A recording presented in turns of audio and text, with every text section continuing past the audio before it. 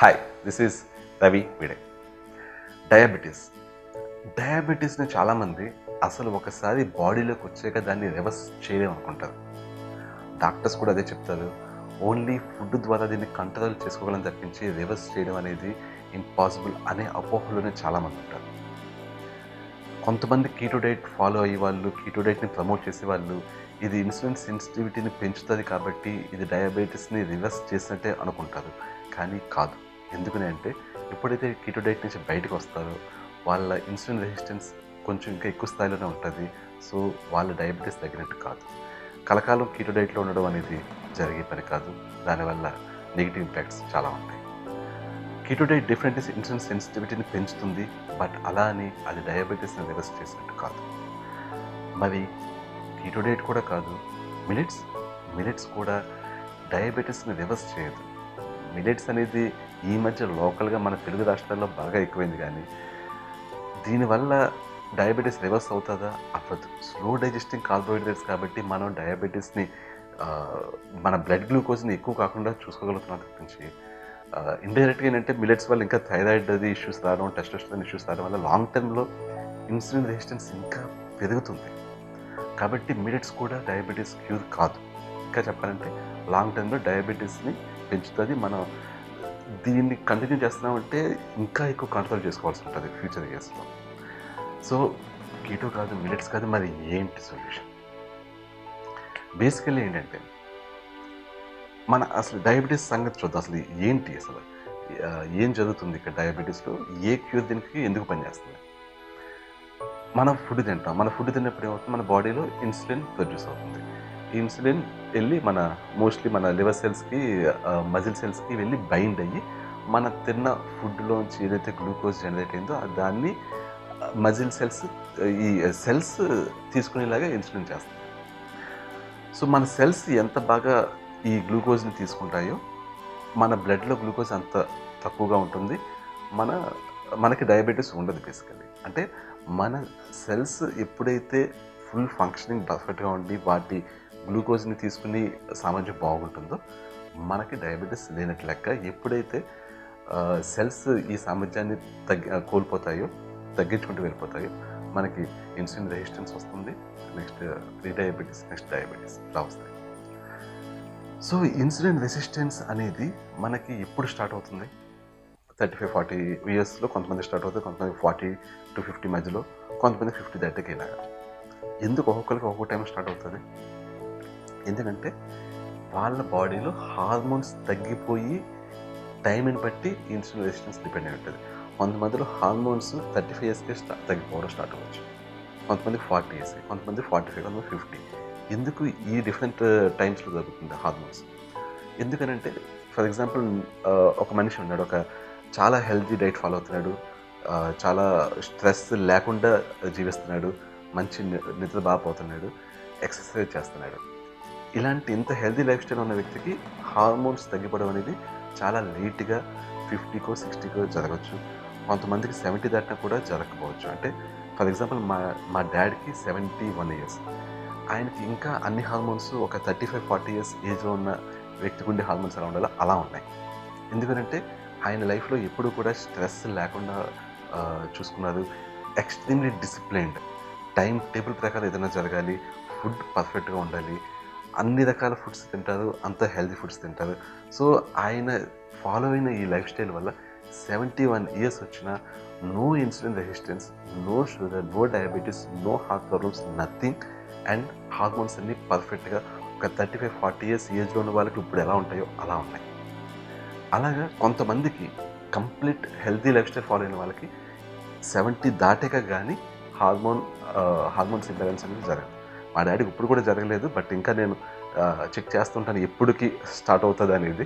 ప్రస్తుతానికి అయితే 71 years, no issues at all. Okay, so basically మన ఇప్పుడు లైఫ్ స్టైల్ అప్పుడు లైఫ్ స్టైల్ కాదు కాబట్టి అంత డిసిప్లిన్గా మనం ఉండలేం. కాబట్టి చాలామందికి యాజ్ ఎర్లీ as 35 ఇయర్స్కే హార్మోనల్ ఇంబ్యాలెన్స్ స్టార్ట్ అవుతుంది లేటెస్ట్ ట్రెండ్లో. ఇది స్టార్ట్ అయ్యాక కొంతమందికి 35కి, కొంతమంది 40, 45, 50 ఇలా స్టార్ట్ అవ్వచ్చు. ఇది స్టార్ట్ అయినప్పుడే మనకి ఇన్సులిన్ రెసిస్టెన్స్ స్టార్ట్ అవుతుంది. ఎందుకని మన హార్మోన్స్ ఎప్పుడైతే తగ్గుతాయో, ముఖ్యంగా మన సెక్స్ హార్మోన్స్ టెస్టోస్టెరాన్ కానీ, లేడీస్‌లో ఈస్ట్రోజన్ కానీ ఎప్పుడైతే తగ్గుతాయో, మన సెల్స్‌కి కావాల్సిన శక్తి ఉండదు.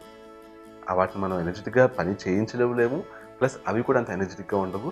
అప్పుడు అవి మనం తింటున్న ఫుడ్‌లోంచి గ్లూకోజ్‌ని తీసుకుని కెపాసిటీని తగ్గించేసుకుంటాయి. కోల్పోతాయి బేసికల్లీ. సో, అందువల్ల హా అక్కడ మనకి ఇన్సులిన్ రెసిస్టెన్స్ స్టార్ట్ అవుతుంది.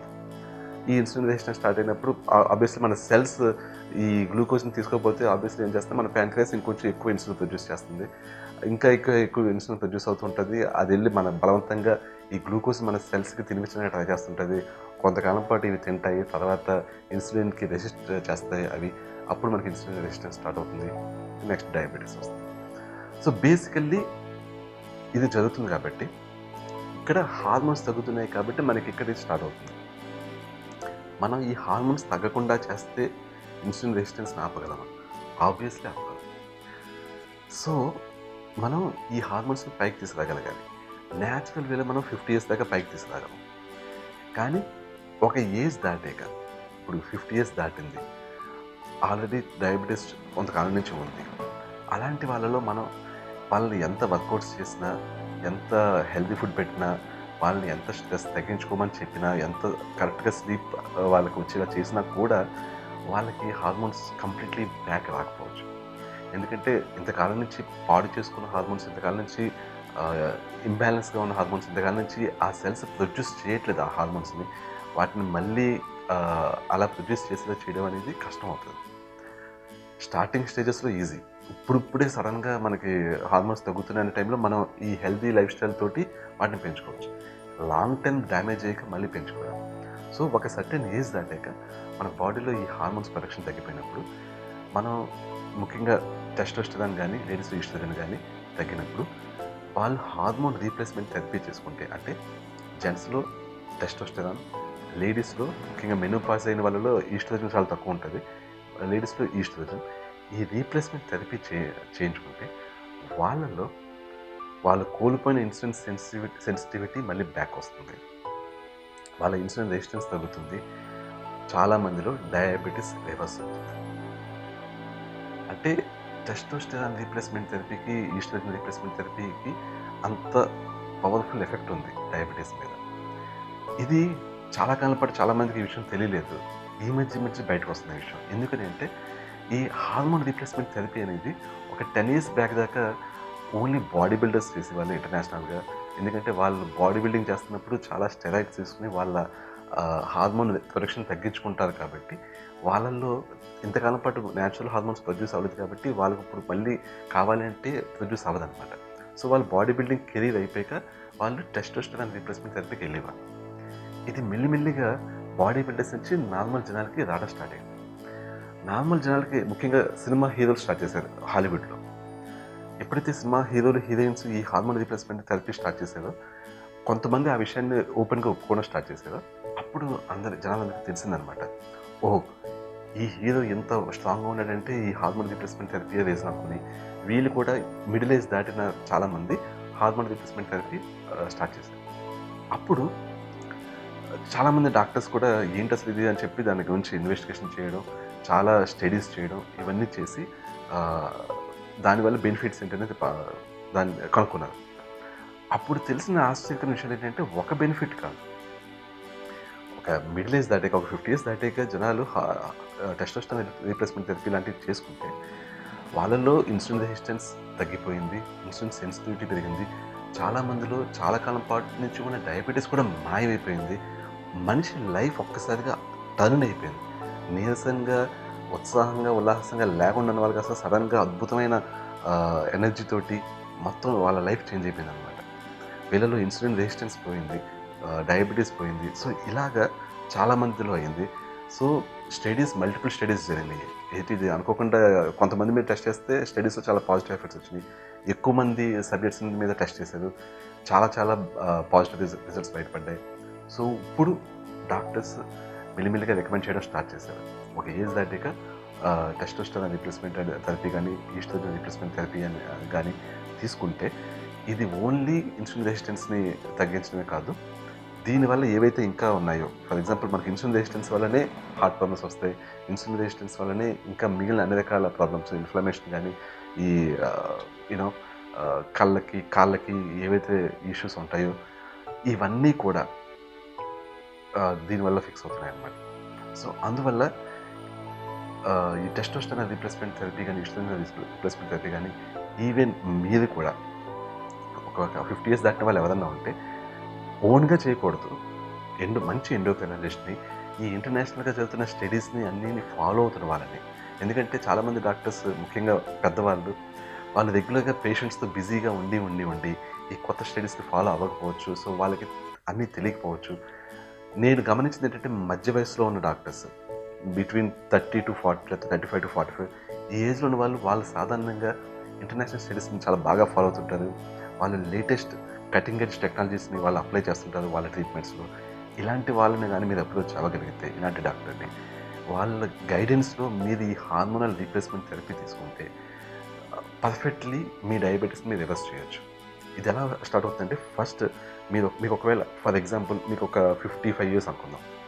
55 years ఉన్న వ్యక్తికి సడన్గా ఒక 20 years ఉన్న వ్యక్తికి ఎంత టెస్టోస్టెరాన్ ఉంటుందో అంత ఇచ్చేయకూడదు.